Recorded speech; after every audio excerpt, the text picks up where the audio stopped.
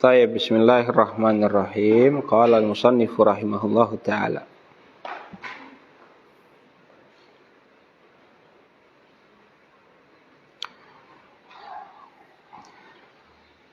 Wa min wajhin akhara yanqasimul kalamu aidan ila haqiqatin wa majazin. Wa min wajhin akhar, dari sisi lainnya, dari sisi isti'mal. Min wajhin akhar ay min nahiyatil isti'mal di sini. Taksimul kalam bi'tibari isti'malihi.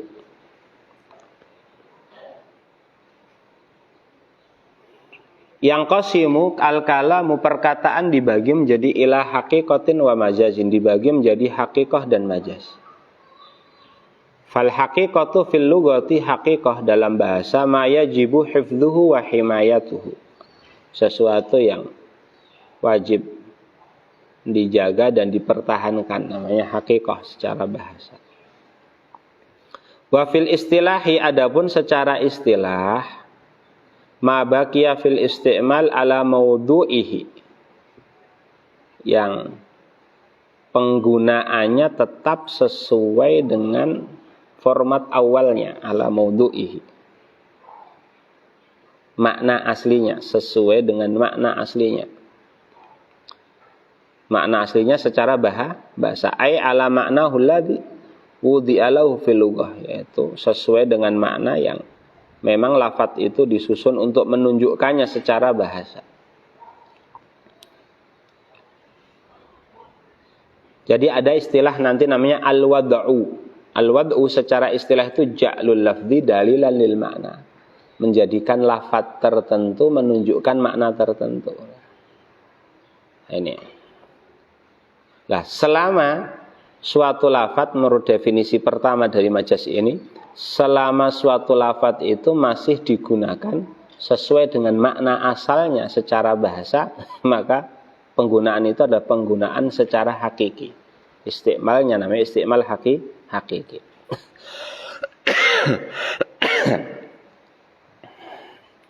Jadi kalau yang pertama itu lam yunqal minal makna, lam yunqal min maknahul awal al-lughawi ila maknan akhar.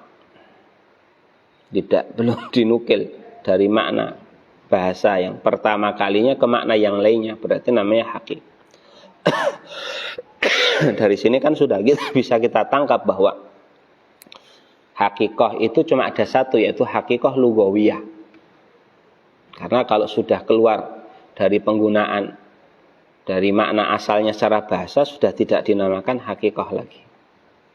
Wakilah, ini definisi yang kedua, mastu'mila fi mastuliha alaihi, boleh minal mukhatabati atau minal mukhatibati. Boleh minal mukhatabati, boleh minal mukhatibati. Kalau di sini minal mukhatabati, yaitu perkataan atau lafadz yang dipakai sesuai dengan yang diistilahkan dalam percakapan, sesuai dengan yang disepakati. Karena istolaha yastolihu artinya ajma'a yujmi'u, menggunakan sebuah lafadz sesuai dengan yang diistilahkan dalam percakapan, yang digunakan untuk ngobrol, allati waqa'at takhatabiyah, yang digunakan untuk takhatab, saling ngobrol, saling berbicara. Wa in lam yabqa, meskipun menggunakan sebuah lafadz ya sesuai dengan yang disepakati. Oh, ada sekelompok mengatakan, oh lafadz ini nanti kita inginnya seperti ini.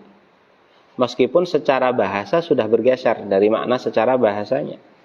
Wa in lam yabqa ala mawdu'ihi alladhi wudi'alahu fil lughah, meskipun sudah bergeser dari makna yang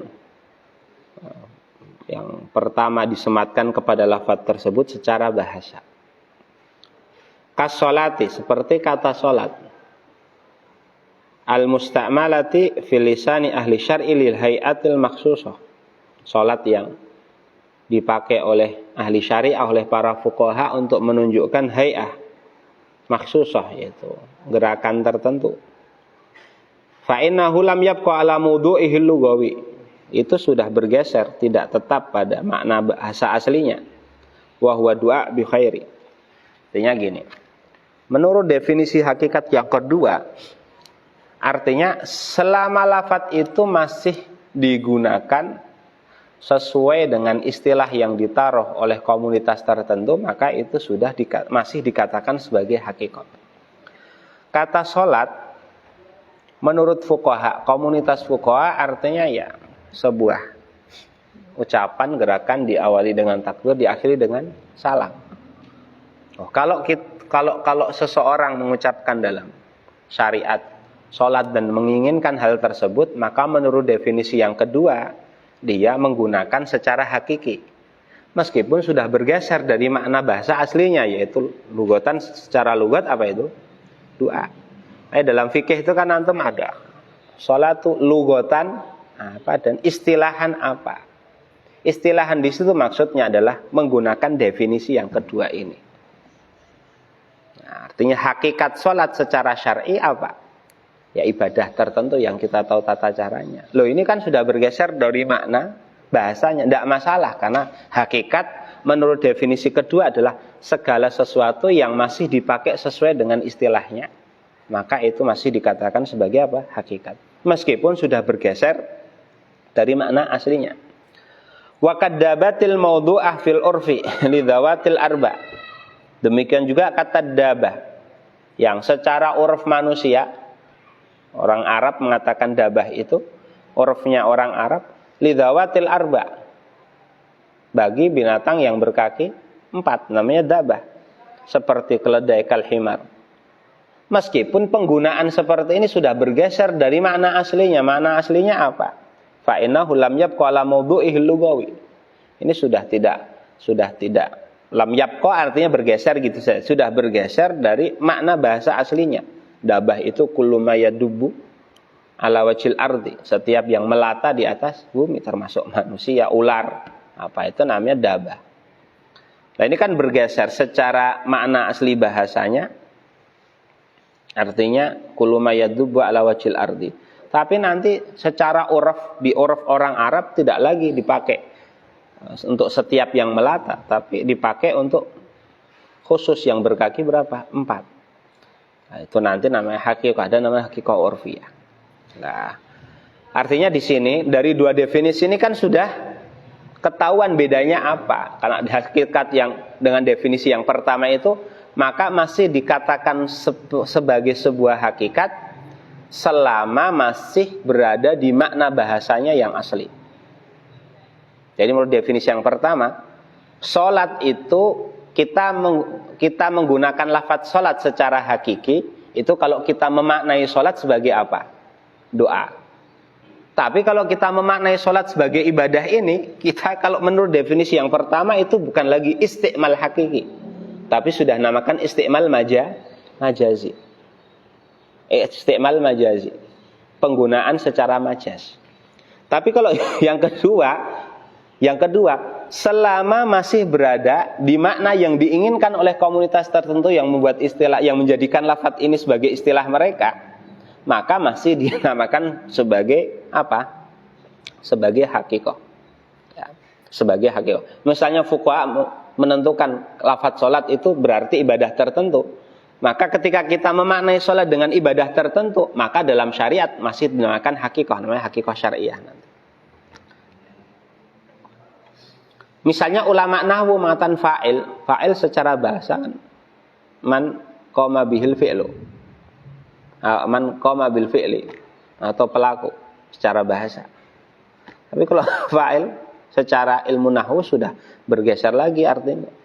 Lagi kalau menurut definisi pertama, pergeseran itu sudah dianggap sebagai majaz. Menurut definisi hakikat yang kedua, selama penggunaannya masih sesuai dengan istilah, maka masih dikatakan apa? Hakikah. Wal majaz fil lughati makanul jawaz. Secara bahasa makanul jawaz. Dari kata apa? Jaza ya juzu.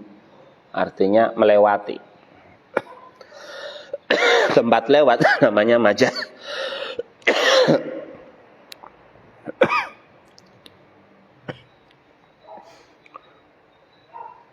Wa fil istilah, secara istilah ma tujuwiza etu'uddiya bihi an maudu'ihi, ya, yang digeser dari makna bahasa aslinya. Ini berarti definisi majaz menurut definisi hakikat yang berapa ini berarti? Yang pertama atau yang kedua? Dilihat dulu. Matu'uddiya, majaz itu matu'uddiya bihi an maudu'ih, yang digeser dari makna asalnya, yaitu makna bahasanya. Berarti ini majaz menurut definisi hakikat yang pertama atau yang kedua? Yang pertama. Karena yang pertama membatasi hakikat hanya sekedar hakikat lugawiyah, keluar daripada itu sudah dinamakan apa? Majaz.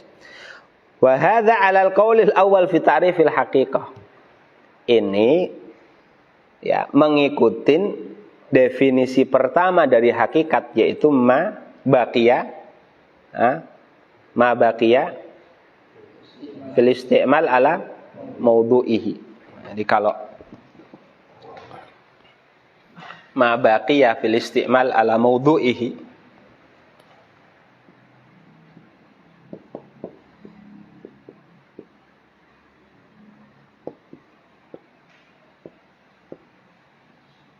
maudu'ihi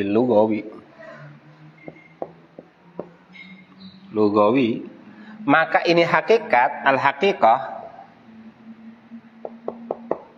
maka al-majaz tinggal dibalik saja kan. Ma baqiya lawannya apa? Tujuwiza atau tu'uddiya? Tu'uddiya bihi. Ma tu'uddiya bihi an mudhu'ihi al-lughawi. An mudhu'ihi al-lughawi. Yang sudah bergeser dari makna bahasa aslinya sudah dianggap sebagai majaz. Menurut definisi yang pertama.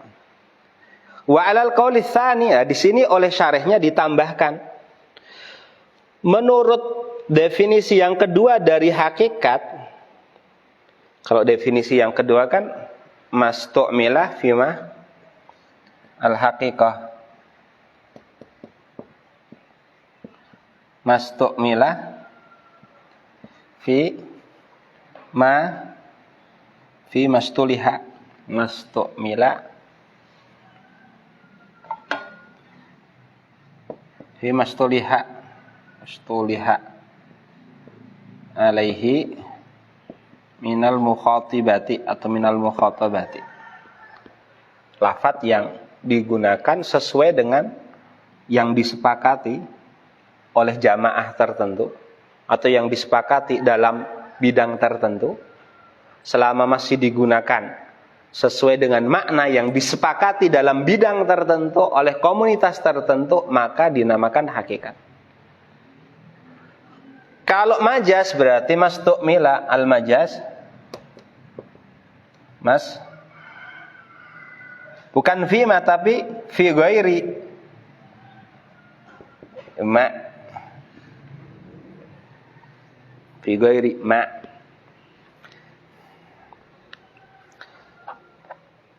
Jadi kalau kita berbicara dalam fikih, memaknai sholat sebagai doa. Ingat ya, kalau menurut definisi majaz yang kedua dan hakikat yang kedua, kalau dalam fikih kita memaknai sholat itu sebagai doa, ini istiqmal hakiki atau istiqmal majazi? Istiqmal hakiki atau majazi? Kalau dalam fikih kita memaknai sholat sebagai doa, bukan sebagai ibadah tertentu, ini dalam fikih, maka menurut definisi yang kedua ini kita sedang menggunakan sholat sebagai hakikatnya atau majaznya? Majaznya. Jelas sebagai majaznya. Karena apa? Karena kalau yang disepakati dalam fikih, sholat bukan doa. Tapi sholat apa? Ibadah tertentu. Ibadah tertentu. Kalau di dalam nahwu kita mendefinisikan fa'il sebagai pelaku, bukan sebagai isim marfu' yang didahului oleh fi'ilnya, maka namanya istiqmal majazi.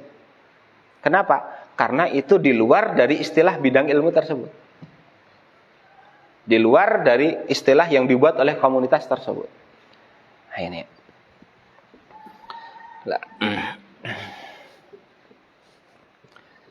Wal haqiqah, lucunya di sini, lucunya di sini, beliau tidak mendefinisikan majas. Imam Haramain tidak mendefinisikan majas menurut definisi hakikat yang kedua. Tapi dalam pembagian hakikat ngikutin hakikat yang itu definisi yang kedua. Yang disebutkan oleh Imam Haramain di sini kan definisi majas apa? Ma tujuwiza an maudhu'ihi. Berarti mengikutin hakikat versi yang pertama ini. Kalau versi yang pertama ini hakikat cuma ada satu saja, itu hakikah apa? Al-hakikah al-lughawiyah saja.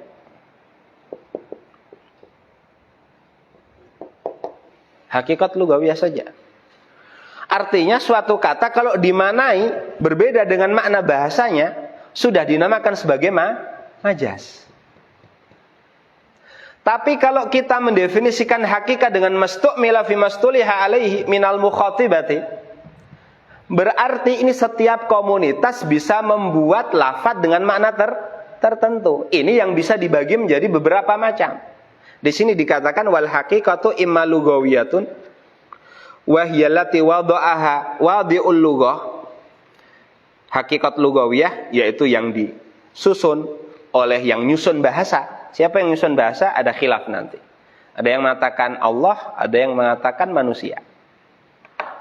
Ada khilaf, tapi khilaf tidak penting kata ini. Artinya khilaf kata Syatibi ini cuma titipan saja di ilmu usul, bukan perkara yang urgen dalam ilmu usul. Kal asadil hayawanil muftaris. Kalau dalam hakikat lughawiyah artinya suatu lafaz kita maknai sesuai dengan makna bahasanya, ini namanya hakikah lughawiyah. Contohnya al-asad. Al-asad, orang Arab mengucapkan kata asad dan menginginkan makna apa? Hayawan muftaris, binatang buas.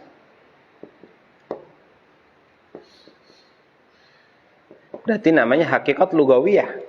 Karena penentuannya sesuai dengan apa? Lughah, sesuai dengan bahasa. Wa imma syar'iyah. Kalau syar'iyah berarti hiyalati wada'aha syari'. Ini yang disusun oleh syari', oleh syara'iyun, oleh orang-orang yang memang menggeluti bidang apa? Ilmu syar'i. Kas-sholati lil ibadatil makhsusah. Seperti sholat, kalau kita memakai sholat atau memaknai sholat sebagai ibadah tertentu, bukan sebagai doa. Kalau hakikah lughawiyah daripada sholat apa? Doa. Kalau hakikah syariah daripada sholat, ibadah tertentu. Wa imma urfiyah, atau hakikat urfiyah. Wa hiyalati wada'aha ahlul urfi. Ini yang diistilahkan oleh ahlul urfil am. Jadi nanti saya buatkan ini.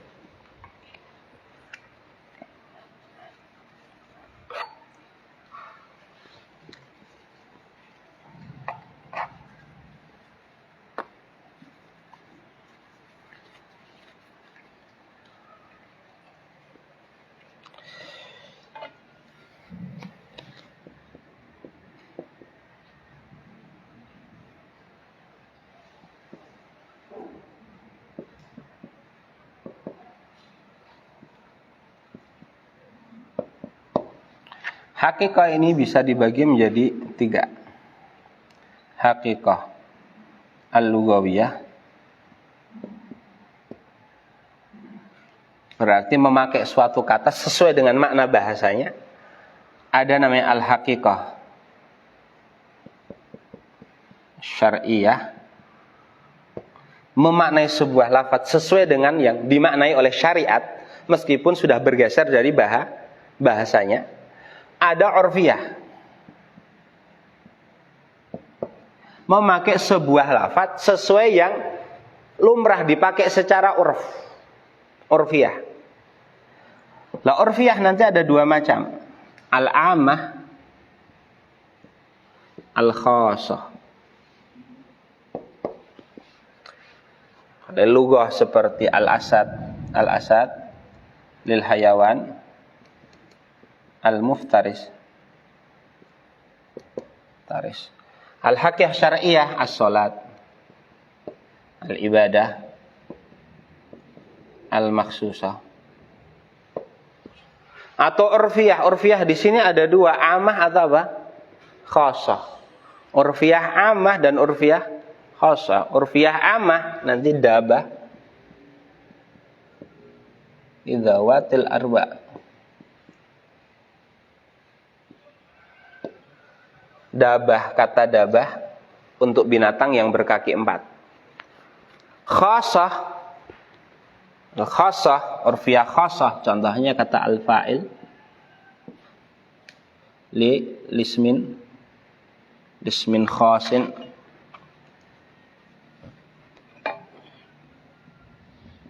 ismil marfu taqaddama alaihi fi'luhu.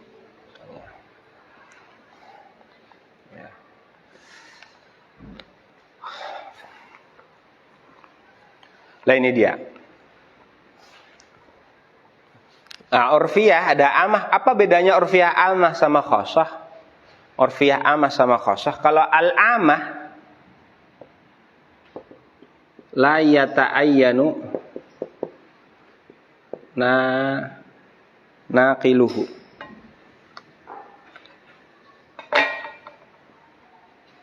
Yang menukilnya, yang memindahkannya tidak ketahuan siapa. Tiba-tiba sudah terlumrah dipakai saja kata dabah untuk binatang yang berkaki 4. Kalau al-khosoh allati ta'ayyana naqiluhu.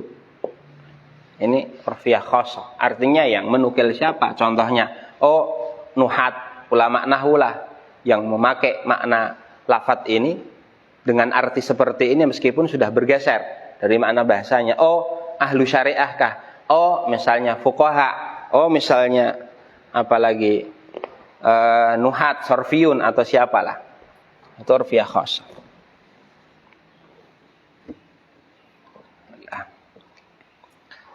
Nah, di sini dikatakan wa hadza taqsim, pembagian ini innama yatamasya 'alal qauli tsani. Ini ya sesuai dengan definisi yang kedua dalam mendefinisikan hakikat. Dunal awal, bukan definisi yang pertama. Fa innahu mabni 'ala nafyi ma 'adal haqiqah lugawiyyah. Karena definisi yang pertama itu dibangun untuk menafikan selain hakikat lugawiyah, artinya membatasi hakikat hanya pada satu saja, yaitu apa? Hakikat lugawiyah.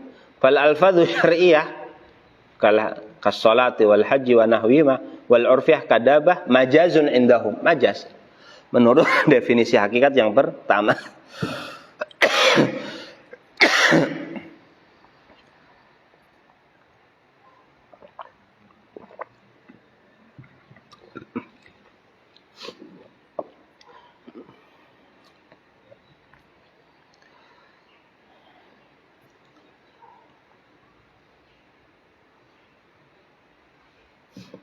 Wa fi itsbatil musannifi lil haqiqati syar'iyyah wal urfiyah dalilun ala ikhtiyaril qauli tsani wa huwa ar-rajih. Nah, ini ketika musannif menetapkan ada haqiqah syar'iyyah dan urfiyah, ini menunjukkan bahwa beliau memilih definisi yang berapa? 2. Wa huwa ar-rajih, dan itulah yang kuat. Wa in iqtada taqdimuhu lil qaulil awwali ala tarjihihi. Meskipun ya beliau ketika mendahulukan definisi, itu mendahulukan definisi yang pertama. Ini kan sebenarnya ini mengesankan beliau merojihkan yang pertama. Tapi ternyata ketika pembagian beliau merojihkan definisi yang keberapa? Yang kedua.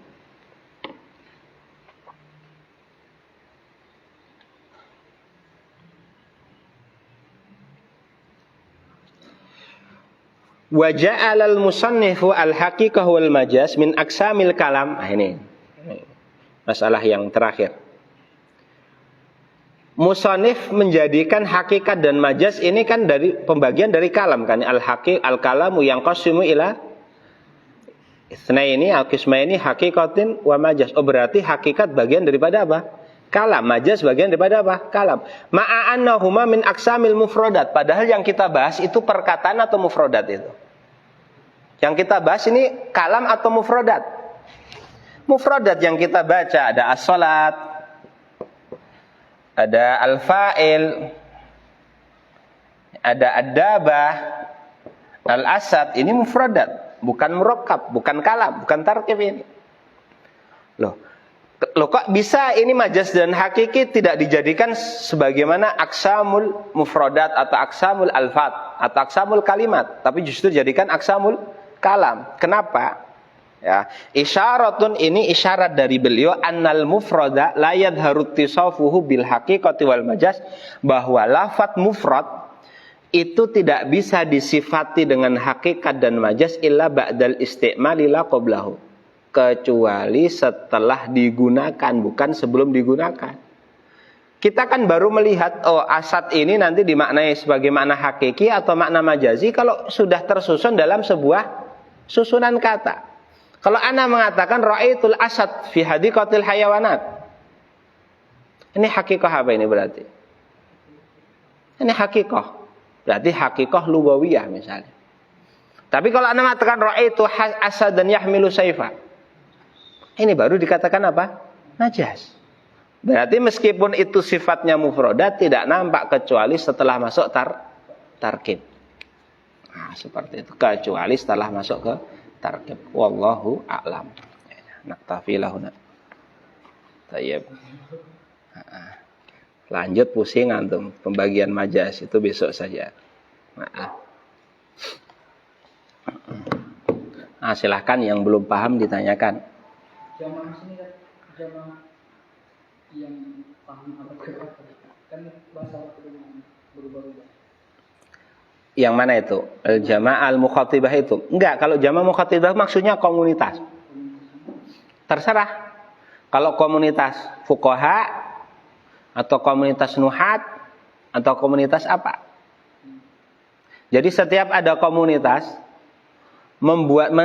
mengatakan lafaz ini artinya ini, maka penggunaan lafaz tersebut dengan makna tersebut adalah penggunaan secara hakiki, meskipun tidak sesuai dengan makna bahasanya. Tidak sesuai dengan makna apa bahasanya. Ya.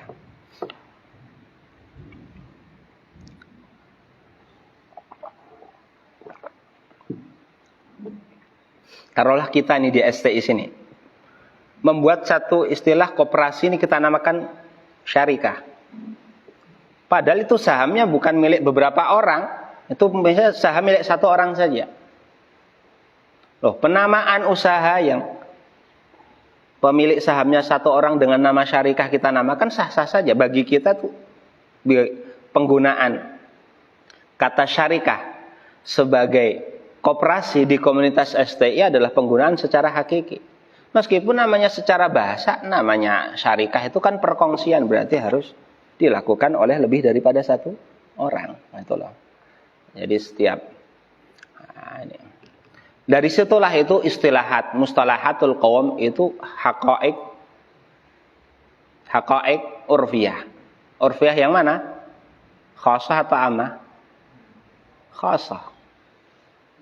Nahwu punya kalam sendiri. Kemarin kan kalam menurut ulama nahwu apa? Kalam. Lafdun murakkabun mufidun. Berarti penggunaan kata kalam untuk menunjukkan lafdun murakkabun mufidun bil wad'i dalam ilmu nahwu ini penggunaan secara hakiki. Dalam salat kalam bukan lagi mayubtilu salata min harfin wahidin mufhimin aw harfaini wa in lam yufhim. Kalam di dalam ilmu akidah beda lagi, maksudnya kalam nafsi. Al-qaim bidzatillah. Nah, yang seperti itu, loh kok bisa Ustaz setiap ini? Ya itu bisa jadi hakikah urfiyah. Setiap komunitas melontarkan satu kata dan menyepakati satu kata dan menginginkan makna tertentu, itu sudah menjadi hakikat bagi mereka meskipun sudah bergeser dari makna apanya? Bahasanya. Mana bahasanya? Nah ini. Baik.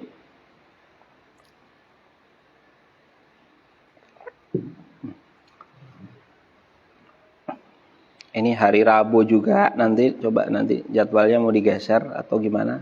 Hari Rabu ngisi di pusat ba'da zuhur. Mungkin digeser. malam apa terserah. Ya. Assalamualaikum warahmatullahi wabarakatuh.